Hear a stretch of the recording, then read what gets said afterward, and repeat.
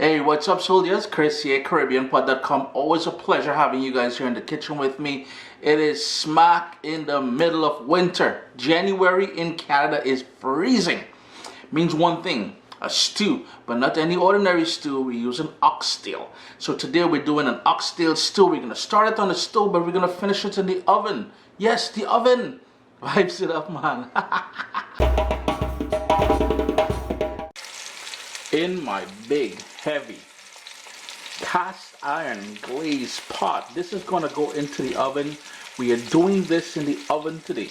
But first, so you need a pan that's oven proof as well, right? Something with a lid. Later on, we'll do the lid thing. But for now, I've got here about 3 tablespoons of olive oil and lightly dusted.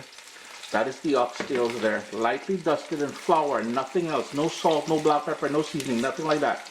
All we want to do is sort of sear them on all sides, remove them, and then we're going to build flavors. But for now, just a little bit of color and sealing it up. Just taking out the final few pieces. And you want to do it in batches because anytime you crowd the pan, they will want to boil rather than brown or toast up in there. Then in the same pot, 2 stalks of celery and 2 scallions. Now I've got here 6 cloves of garlic that I just smashed with the back of my knife. I will need some fresh thyme in there as well. Heat on low. It's been going now for about 3 minutes on that low heat. I don't want my garlic to burn. I can see my celery is getting nice and soft. So here's where I'm going to go in with some tomato, some concentrated tomato puree or paste. And I want about 2 tablespoons of that.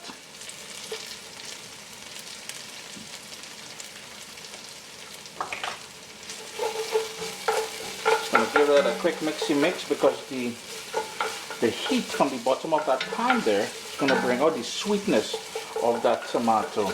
Now while we have this going, you want a nice dose of fresh ground black pepper.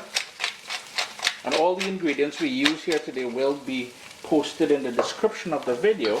And sooner or later, the recipe, the printable recipe, will be available on caribbeanpot.com. My heat is still on low. I want to give that another minute or 2 just to bring out a sort of caramelized sweetness of the tomato paste. Next up, I've got 2 bay leaves and 2 pimento berries or allspice berries. I don't want to have any flavors overly bold. The center of my pan there is the hot spot on the stove, so don't fret too much if you see that on the camera. And right away, you know, most people will think wine. I'm going in with some port.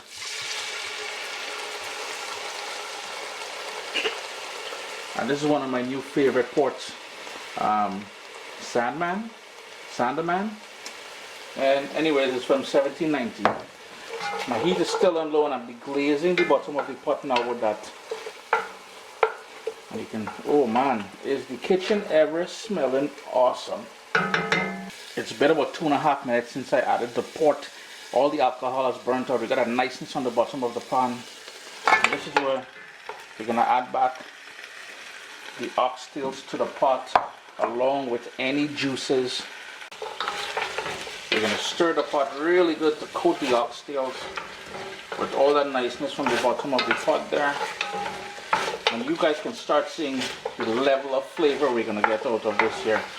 And don't fret too much about the alcohol. That alcohol is going to burn off, so very, very minimal is going to be left back once this is all done cooking. In the meantime, preheat your oven to 350 degrees because this is going to go into the oven as I mentioned earlier. Now for the body of this stew. So this is the base. Now for the body. And what we have is turnips, carrots, red onion,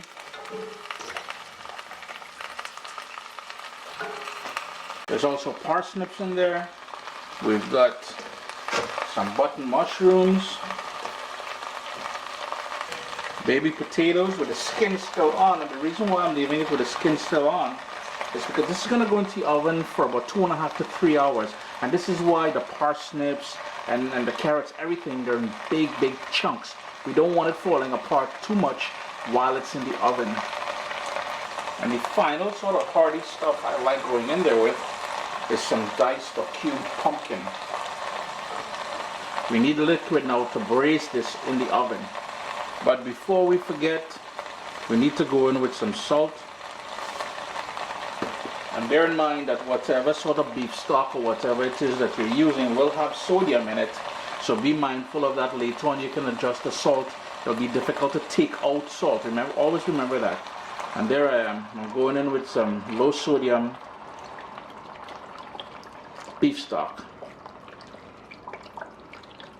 And there you go. I have enough liquid in there. I'm just going to tuck everything down. I'm just trying to bring it up to a boil before we put it into the oven so it starts cooking faster. Before we do that though, I'm going to tuck everything down. I like going in with some more fresh thyme. I love thyme. Now you will notice I didn't put any Caribbean sunshine in there. If you want to kick up the heat, you can certainly do that. If you want a heat profile, but you don't want it overly fiery, some pepper flakes will be nice in there. Bring it up to a boil and then into the oven, 350 degrees, middle rack. One final thing I like adding just before it comes up to a boil and into the oven, a little Lee and Perrins, a little Worcestershire. That there, real flavor. It's been going just over 2 hours now. Earlier what I did was I stirred it up just a little bit. It's coming along nicely. Got that nice rich gravy happening there. You can see the oxtails are starting to break down. And you can notice, because we have those chunky vegetables, they're all maintaining their shape. So back into the oven, middle rack. I want it until the, notice how it's already pulling back here. I want it till it's fork tender and it's falling off the bones. Boy, it's been just over 2.5 hours. When I checked it at the 2 hour mark, I realized that the well, we can take the thyme out and take that bay leaf out. But when I checked it at that point, I realized that the oxtail was nice and tender already. And you can see what I'm talking about. It's nice and jiggly there. It's pulled back on the bones. So I know 2.5 hours later, this thing is fully cooked. Few ways to personalize this. 1, taste it for salt and adjust it accordingly. 2, you would allow it to cool if you wanted. And you see the fat at the top there? Once it cools, it'd be easier to sort of spoon it out like this, because it will firm up, and then you can remove all of that fat and toss that out. I'm risking it. I'm tossing that down my sink. I may have to raise money to hire a plumber, but, and the third way, the third thing you can do to personalize this, and that same fat I'm talking about there, I like going in with some chopped parsley. But even better, if you can grate in some lemon zest in there, the parsley and the lemon zest, it'll be like a gremolata almost, and it's going to cut back on all the fat. It's going to help break down that fat a bit for you. Chris here, caribbeanpot.com.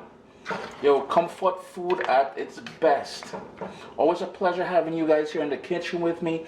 Do give the recipe a try. Man, this thing is pure niceness. Let me do the little zoom. Look at that. What's up, soldiers? Don't forget to click subscribe. If you've already clicked subscribe, hit that bell notification thing. I want to all you missing out on the new videos, man. Come on, click.